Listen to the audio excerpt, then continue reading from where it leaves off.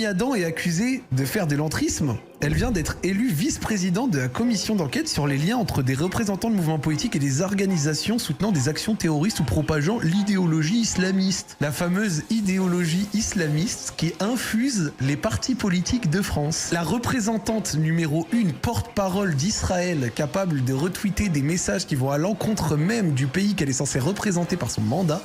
Un mandat des Français de l'étranger qui inclut plein de territoires, mais elle n'a que Israël et sa politique en bouche.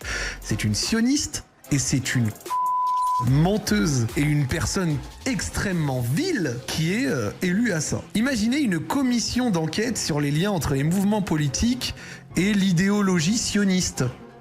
Qu'est-ce qu'on entendrait dans les médias ou ailleurs si on osait faire le parallèle entre l'idéologie sioniste et la politique en France en disant que de manière sous-jacente qui contrôle des choses ou autres?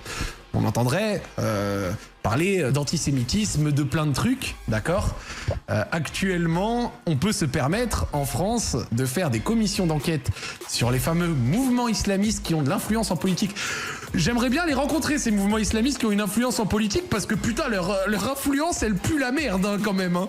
Parce qu'au fil des années, il n'y a que des lois qui parlent du voile, qui traitent de choses. Leur influence pue sa grand-mère. Hein. C'est vraiment l'influence la plus nulle de France. Hein. La plus nulle du monde. Hein. Mais vas-y, d'accord, donc il y a une commission d'enquête sur ça. Mais évidemment, s'il y avait une commission d'enquête dans un autre sens, on aurait eu des voix, on aurait eu des médias qui auraient porté le sujet différemment. Bref, il y a des choses en France qui se passent qui donnent vraiment envie de se frapper la tête dans le mur. Et franchement, on nous prend pour des cons. On nous prend vraiment salement pour des cons, les gens.